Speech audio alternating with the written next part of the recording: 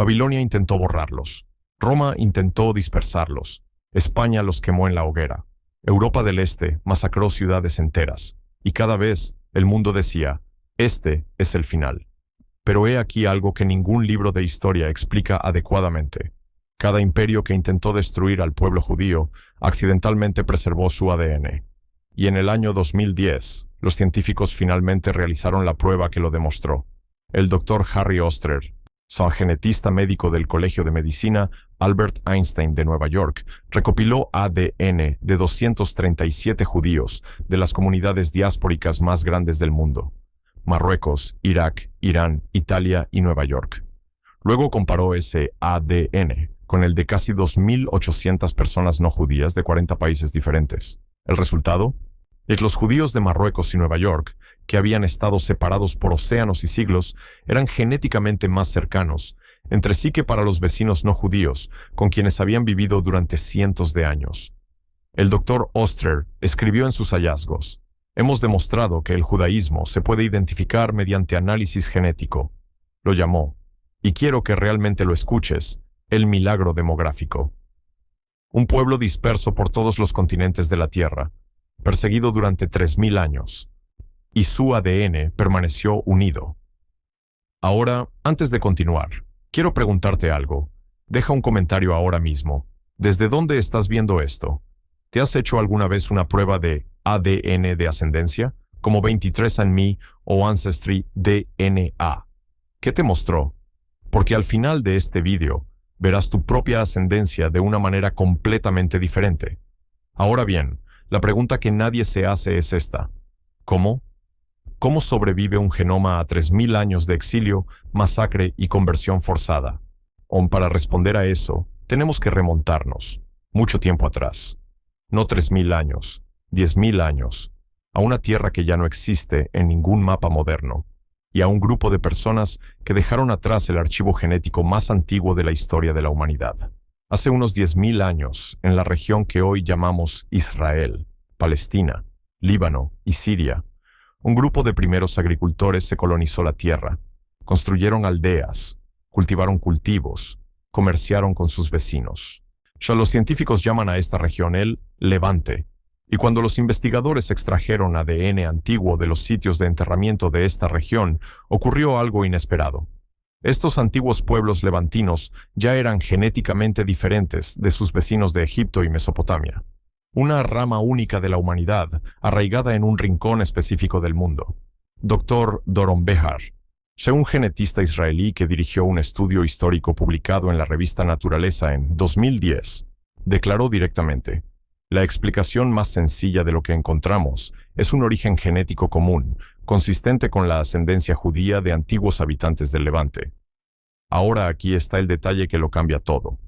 Estos pueblos antiguos tenían una costumbre: se casaron dentro de su propia comunidad, generación tras generación tras generación.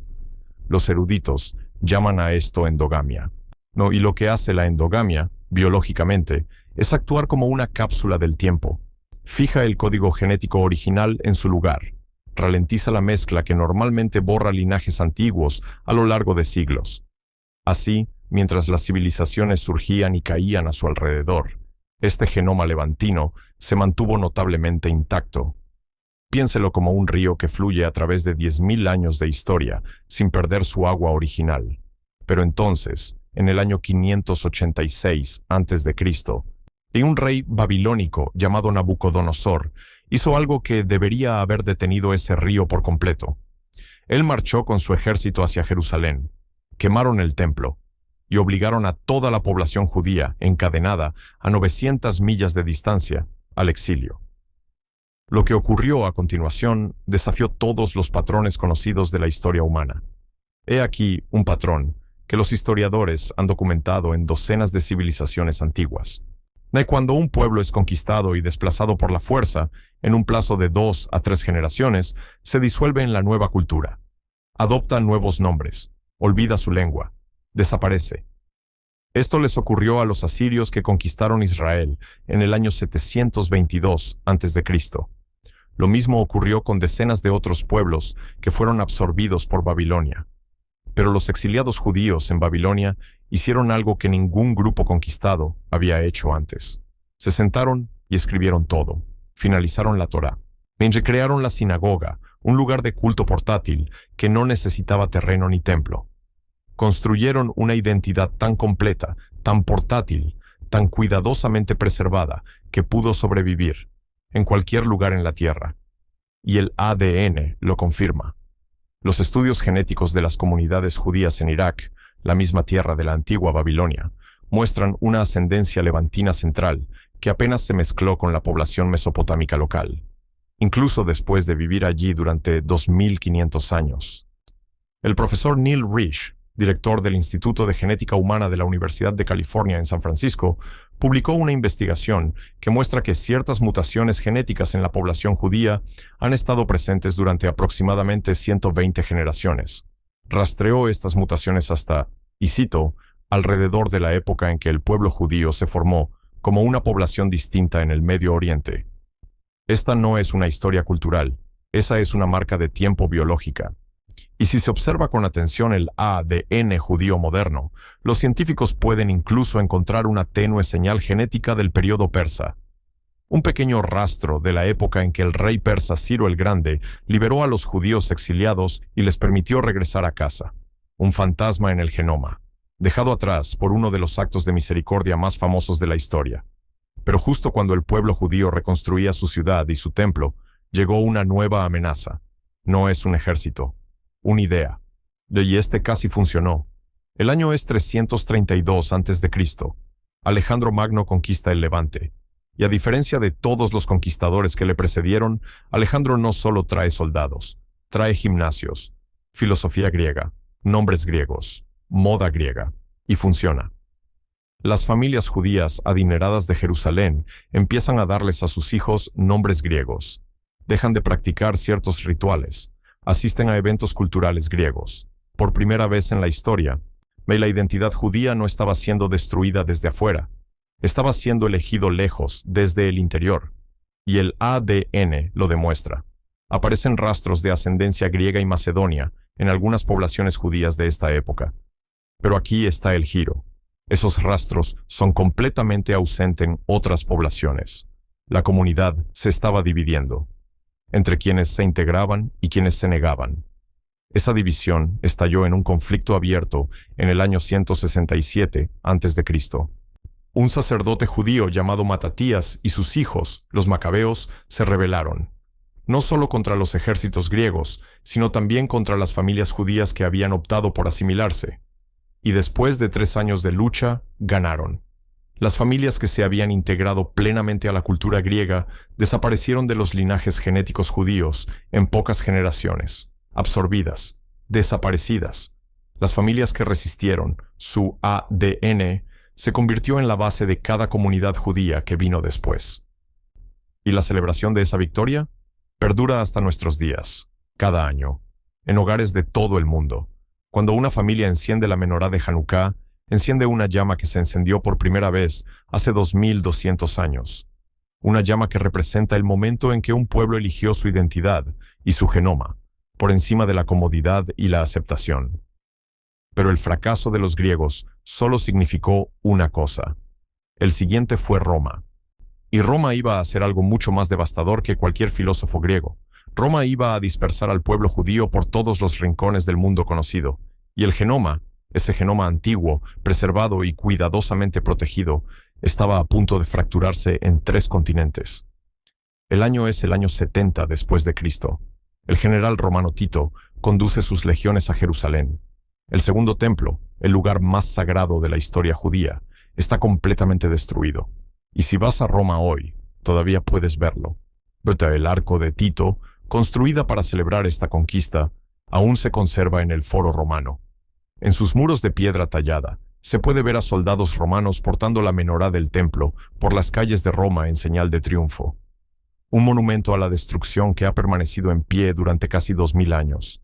Después de esto, el pueblo judío se dividió en 2 grandes corrientes: judíos askenazíes, moviéndose hacia el norte y el oeste, hacia Europa central y oriental, y en judíos sefardíes, extendiéndose hacia el sur a través del norte de África y el Mediterráneo. Dos grupos, dos mundos completamente diferentes, separados durante casi 2000 años. Ahora bien, si un genoma normalmente se mezcla y cambia con su población circundante después de solo unas pocas generaciones, ¿qué cree usted que ocurrió después de 2000 años? Esto es lo que el Dr. Harry Oster encontró en su estudio de 2010. Los judíos askenazíes y los judíos sefardíes, a pesar de casi 2000 años de separación, compartían un núcleo genético levantino común que era inequívocamente rastreable.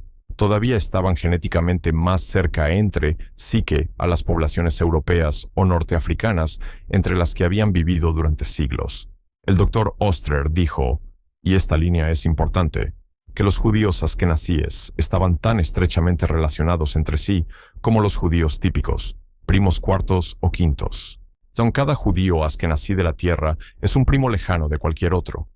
Pero luego, en noviembre de 2022, investigadores de Universidad Hebrea de Jerusalén y Facultad de Medicina de Harvard hizo algo extraordinario: excavaron dientes en un cementerio judío medieval en Erfurt, Alemania. Los dientes tenían 700 años. Extrajeron ADN de 33 individuos, y lo que encontraron fue impactante. Un tercio de todas las personas enterradas en este cementerio compartían exactamente el mismo ADN mitocondrial y la misma línea materna. Significado: un tercio de la comunidad judía de toda una ciudad medieval descendía de una mujer soltera que habían vivido entre 500 y 1000 años antes que ellos. El profesor David Reich de la Facultad de Medicina de Harvard, uno de los principales científicos de ADN antiguo del mundo, señaló en el estudio: una tasa de matrimonios mixtos con extranjeros de más de uno por cada 500 por generación habría alterado la ascendencia askenazí en una proporción que podríamos detectar. Pero eso no ocurrió. Es información nueva. Dejemos esto reposar por un momento. 1 en 500. Desde hace más de 25 generaciones, en la Europa medieval. Ese nivel de separación genética, en uno de los periodos más diversos y caóticos de la historia humana, casi no tiene explicación, a menos que entiendas lo que vino después, porque este cuello de botella, este estrechamiento masivo del acervo genético ashkenazí, llevó a los científicos a un debate tan explosivo, tan políticamente cargado, de que reavivó una pregunta de 1000 años de antigüedad. ¿Son los judíos askenazíes descendientes de los antiguos israelitas? En 1976, un escritor llamado Arthur Koestler publicó un libro llamado La 13ª tribu. Su argumento: los judíos askenazíes no descienden de los antiguos israelitas. Son descendientes de los jázaros, un imperio turco en la región del Cáucaso que, según se dice, se convirtió al judaísmo en el siglo 8 o 9 después de Cristo. El libro se convirtió en una de las piezas históricas más controvertidas del siglo XX. Para algunas personas, fue un intento de refutar la conexión ancestral de los judíos askenazíes con el antiguo Levante. Para algunos académicos, era una teoría histórica seria que merecía ser examinada. Para los científicos, se convirtió en una pregunta que exigía una respuesta clara, y en 2010 llegó la respuesta: el estudio del genoma completo del Dr. Harry Oster, junto con el estudio paralelo del Dr. Doron Behar, publicado en Naturaleza el mismo mes, examinaron el ADN de los judíos askenazíes y lo compararon directamente con el de las poblaciones de Asia Central y Turca. La conclusión fue clara y directa. Los datos genéticos son, y cito la investigación, inconsistente con la hipótesis de Kazar. Los judíos askenazíes no se agrupan genéticamente con las poblaciones turcas o de Asia Central. Se agrupan con Oriente Medio poblaciones. Su genoma apunta, inequívocamente, al antiguo Levante. El Dr. Oster declaró públicamente: espero que estas observaciones descarten la idea de que el judaísmo es simplemente una construcción cultural. La teoría de Kazar, construida durante décadas, fue desmantelada por el ADN en un solo estudio. Pero aquí es donde la historia se vuelve más complicada, porque mientras que el cromosoma Y paterno de los judíos askenazíes apuntaba firmemente al Medio Oriente, el ADN materno contaba una historia ligeramente diferente. Uno que llevó a los científicos a 4 mujeres sin nombre, cuyo ADN vive ahora dentro de decenas de millones de personas vivas hoy en día. En 2006, El doctor Doron Behar y su supervisor, el profesor Karl Skorecki, del Instituto Tecnológico Technion Israel en Haifa, Israel, publicó un estudio en la Revista Americana de Genética Humana. Compararon el ADN de casi 2.000 individuos judíos con el de 11.500 personas no judías de 67 poblaciones globales. Bueno, estaban mirando específicamente a ADN mitocondrial, el material genético que se transmite solo a través de las madres, de madre a hija y a nieta, en una cadena ininterrumpida que nunca se mezcla con el ADN paterno. Lo que encontraron fue notable. Aproximadamente, el 40% de todos los judíos askenazíes rastrear todo su linaje materno hasta solo 4 mujeres fundadoras. 4 mujeres. Eso es todo. No sabemos sus nombres. No sabemos qué aspecto tenían. No sabemos exactamente cuándo ni dónde vivieron. Pero el profesor Karl Skorecki dijo esto sobre ellos. Las 4 madres fundadoras provienen de linajes que se originaron mucho antes de la fundación del pueblo judío, hace unos 3.400 años. Probablemente provenían de un amplio acervo genético de Oriente Medio, y un estudio más reciente de 2025, publicado en Ciencia Directa, utilizando métodos actualizados de análisis de ADN, confirmaron que estos 4 linajes maternos se remontan a antiguo cercano Oriente, no Europa, como habían sugerido algunos investigadores anteriores. La historia materna y la historia paterna finalmente se alinearon. Ambos apuntaban al mismo origen antiguo. Pero he aquí la pregunta que aún queda sin respuesta. Si todas las principales poblaciones judías comparten este núcleo genético levantino, ¿de qué sucede con las comunidades que se formaron afuera la principal diáspora? ¿Comunidades que no tuvieron contacto con Europa ni Oriente Medio durante 2000 años? La respuesta a esa pregunta estaba sentada en las tierras altas de Etiopía, y estaba a punto de sacudir todo el mundo científico. En las montañas de Etiopía hay una comunidad llamada Beta Israel. Ellos son judíos, pero su judaísmo no se parece a nada que se practique en ningún otro lugar de la tierra hoy en día. No celebran Hanukkah. Nunca han leído el Talmud. Practican el sacrificio de animales, un ritual que el judaísmo dominante suspendió hace 2000 años. Sus oraciones no utilizan la liturgia hebrea desarrollada en la diáspora. En cambio, toda su práctica religiosa parece una fotografía de la antigua religión israelita, tomadas antes de que la diáspora lo transformara todo. Un museo vivo y palpitante de una fe que el resto del mundo judío abandonó hace milenios. Cuando los genetistas analizaron su ADN, los resultados fueron sorprendentes y profundos. Los Beta Israel llevan predominantemente ascendencia africana, específicamente etíope, su genoma autosómico, ADN mínimo de Oriente Medio. Y, sin embargo, un número significativo de varones Beta Israel portan algo extraordinario en su cromosoma Y, el haplotipo modal de Cohen, un marcador genético específico asociado con el antiguo linaje sacerdotal judío. Un marcador rastreado genéticamente hasta el Kohanim, los descendientes sacerdotales de Aarón, como hermano del profeta Moisés, la paz sea con él. Y aquí está el detalle que dejó atónitos a los investigadores. La versión Beta Israel de este marcador contiene mutaciones únicas que no se encuentran en ninguna otra población judía de la Tierra. Mutaciones que tardan miles de años en desarrollarse. Significado: su linaje sacerdotal se separó de la población judía principal antes que cualquier otra comunidad diaspórica conocida en el mundo. El doctor de Harry Oster señaló que Beta Israel representa un caso en el que, cita, la identidad judía se transmitió con éxito a través de una barrera genética. Religión, cultura, práctica, memoria. Todo esto pasó a formar parte de una población genética completamente diferente y se mantuvo unido durante 2000 años. En 1984 y 1991, el gobierno israelí lanzó 2 operaciones secretas, Operación Moisés y Operación Salomón. Transportar por aire a más de 22.000 judíos etíopes a Israel. La ciencia del ADN y la ley religiosa se utilizaron juntas para determinar quiénes cumplían los requisitos. Las decisiones fueron dolorosas, los debates fueron intensos, pero los vuelos ocurrieron, y los Beta Israel regresaron a casa, a un país que la mayoría de ellos nunca había visto, porque tanto su tradición como su ADN decían que pertenecían allí.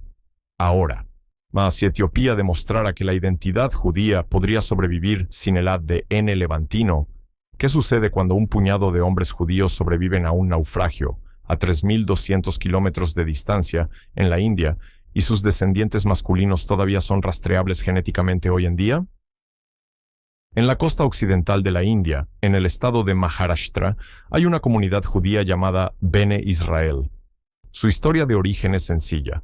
Hace unos 2000 años, 7 familias judías estaban en un barco, aunque el barco se hundió frente a la costa india. Sobrevivieron, se asentaron, se casaron con mujeres locales, mantuvieron las observancias judías, el sabbat, las leyes dietéticas, las oraciones, durante 2000 años, en completo aislamiento del resto del mundo judío. Durante mucho tiempo, los historiadores trataron esto como folclore. Luego, en 2016, un equipo de científicos decidió probarlo.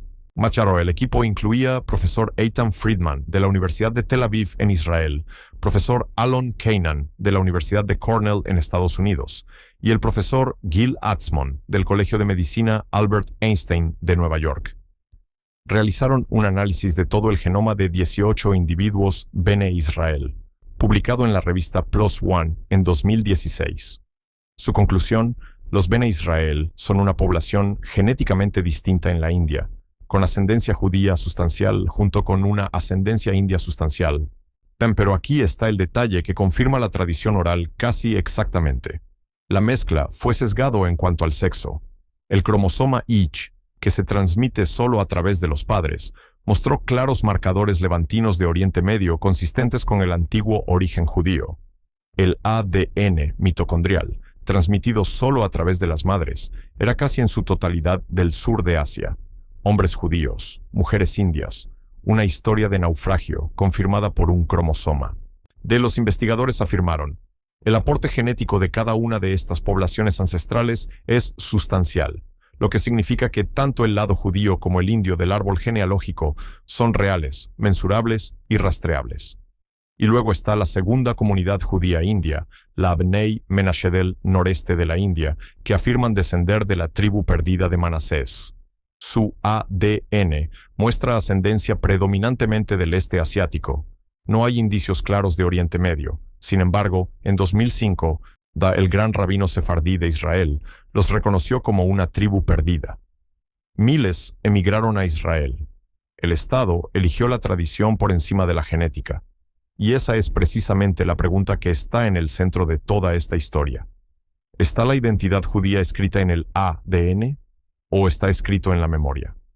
Porque la pieza final de este rompecabezas, la que une a cada comunidad, es una señal tan consistente, tan precisa, que aparece en cada población judía de la Tierra, más independientemente del continente, independientemente del color de piel, independientemente del idioma.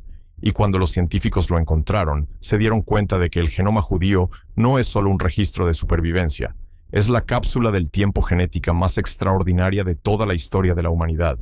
Vuelva a juntar todos los hilos. Judíos askenazíes en Polonia, judíos sefardíes en Marruecos, judíos mizrajíes en Irak, Beta Israel en Etiopía, Bene Israel en la India.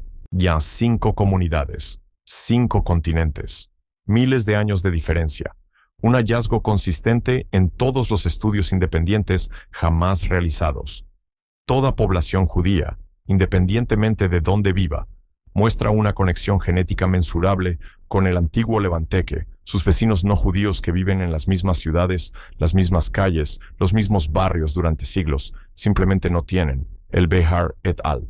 B. 2010, Estudio de Naturaleza, el mayor análisis del genoma completo de las poblaciones judías jamás publicado hasta ese momento, descubrió que todas las principales comunidades judías forman un subgrupo notablemente compacto con un origen genético común, más unida que cualquier población diaspórica comparable en la historia de la humanidad.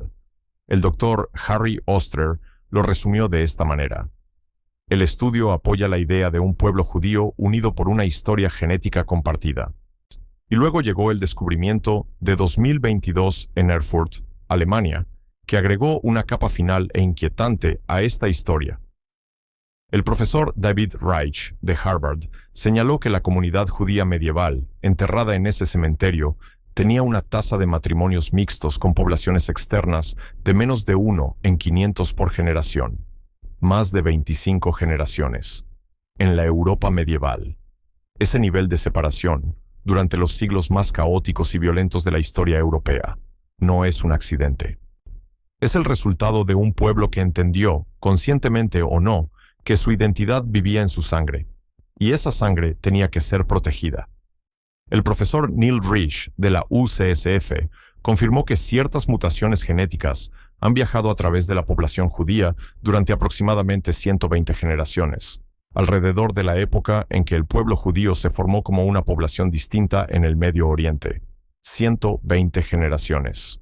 Se trata de un hilo genético vivo que se extiende desde el antiguo Levante hasta una prueba de ADN que puedes encargar en línea hoy mismo.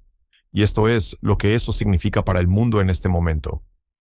Mientras millones de personas se realizan pruebas de ADN comerciales, familias judías en todos los continentes están abriendo archivos de 3000 años de antigüedad. Están encontrando ramas familiares ocultas. Están descubriendo antepasados que se convirtieron públicamente durante la Inquisición española, pero guardaron su identidad en secreto durante generaciones. Están encontrando primos que nunca supieron que existían, en países que nunca han visitado. El genoma está recordando lo que la historia intentó enterrar.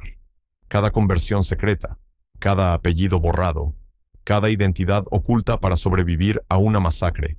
El ADN mantuvo el registro, y ahora la gente lo está leyendo. Pero hay una comunidad cuya historia apenas ha sido contada, oculto en el sur de España y Portugal.